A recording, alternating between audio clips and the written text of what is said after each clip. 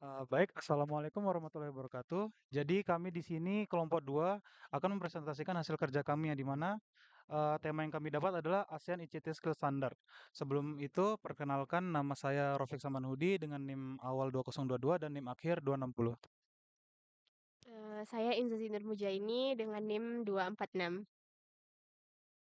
Saya Farhan Arsy dengan NIM pertama 2022, NIM akhirnya 090. Oke, saya Muhammad Saiza Dron Effendi dengan dari angkatan 2022 dengan NIM terakhir 386. Oke, berikutnya. Jadi judul utama kami adalah membangun tenaga kerja masa depan, yang di mana menggunakan studi kasus analisis ASEAN ICT Skill Standard dalam memenuhi kebutuhan pasar global.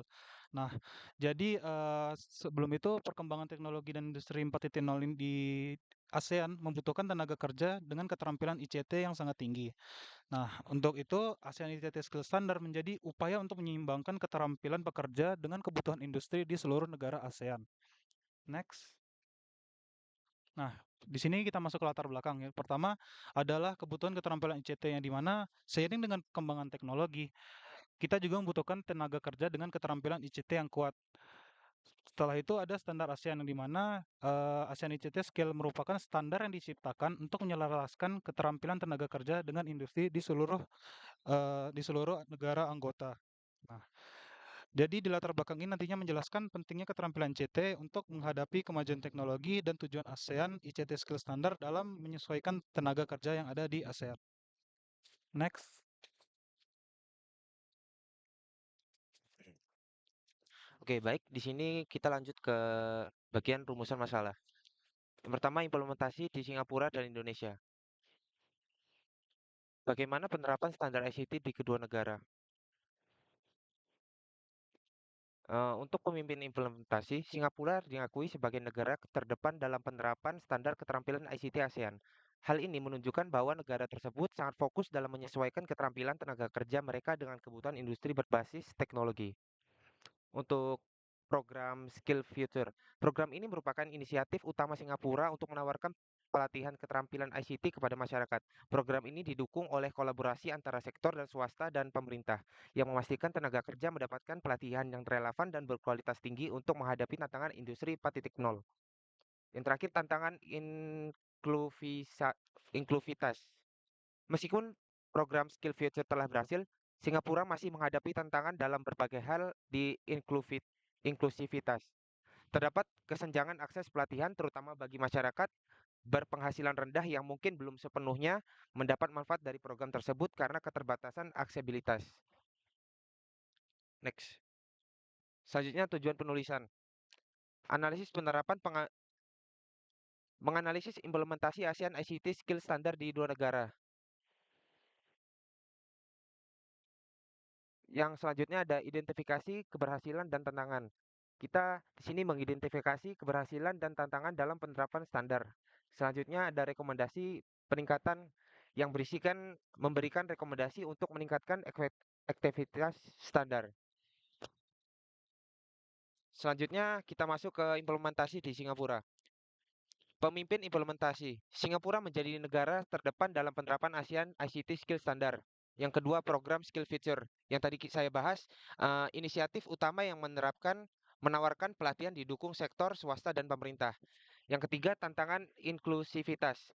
Masih terdapat kesenjangan akses pelatihan bagi masyarakat berpenghasilan rendah. Baik, saya akan menjelaskan bagian implementasi di Indonesia yang menjelaskan dua aspek utama terkait penerapan ASEAN ICT Skill Standard. Yang pertama infrastruktur belum rata. Yang dimana tantangan terbesar yang dihadapi Indonesia dalam penerapan standar keterampilan ICT adalah ketidakmerataan infrastruktur teknologi di seluruh wilayah.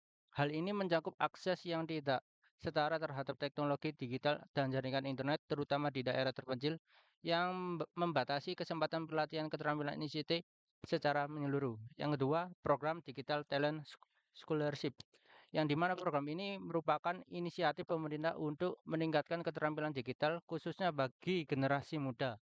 Nah, Digital Talent Scholarship ini bertujuan untuk memberikan pelatihan dalam bidang ICT guna mempersiapkan tenaga kerja yang lebih kompeten dalam menghadapi kebutuhan industri di digital masa depan. Untuk analisis perbandingan, membandingkan implementasi standar keterampilan ICT di Singapura dan di Indonesia. Yang dimana kelebihan Singapura lebih unggul karena memiliki infrastruktur teknologi yang lebih baik dan lebih merata. Selain itu, kolaborasi antara pemerintah, sektor swasta, dan institusi pendidikan yang sangat kuat, yang memungkinkan pelatihan keterampilan ICT dilakukan secara efektif dan terkoordinasi dengan baik. Hal ini membuat Singapura lebih dalam menghadapi tantangan industri 4.0. Yang kedua, potensi Indonesia, yang dimana Indonesia memiliki keunggulan berupa jumlah pemuda yang besar yang dapat menjadi aset penting dalam pembangunan tenaga kerja digital. Namun, tantangan utama yang dihadapi adalah infrastruktur teknologi yang belum merata dan adanya kesenjangan dalam akses pendidikan. Hal ini menghambat potensi Indonesia untuk memaksimalkan sumber daya manusia dalam mendukung kebutuhan industri ICT. Selanjutnya, opini pribadi, yang dimana pembelajaran dari Singapura, yang dimana isinya itu Singapura menjadi contoh baik dalam kolaborasi implementasi ASEAN ICT Skill Standard. Yang kedua, prioritas Indonesia, yang dimana Indonesia perlu mempercepat pembangunan infrastruktur dan integrasi pendidikan industri.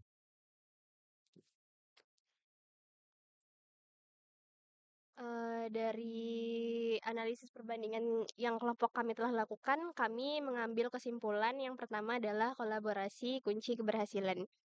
Eh, yang dimaksud kolaborasi kunci keberhasilan itu di mana keberhasilan implementasi sangat dipengaruhi oleh kolaborasi antara pemerintah, industri, dan pendidikan. Yang kedua, selain kolaborasi adalah potensi Indonesia. Indonesia memiliki potensi besar, namun perlu penguatan infrastruktur dan akses pendidikan. Selain kesimpulan, kelompok kami juga memiliki saran, yaitu yang pertama adalah investasi infrastruktur. Di sini di mana perlunya peningkatan investasi dalam infrastruktur digital di seluruh wilayah. Dan kedua adalah kolaborasi multisektor. Penguatan kolaborasi antara pemerintah, industri, dan pendidikan untuk memastikan pelatihan yang relevan.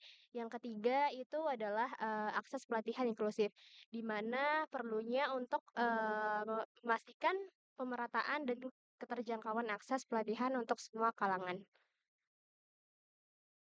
Eh, nah, sekian presentasi dari kelompok kami. Saya kembalikan ke moderator.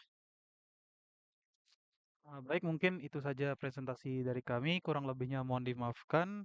Wassalamualaikum warahmatullahi wabarakatuh.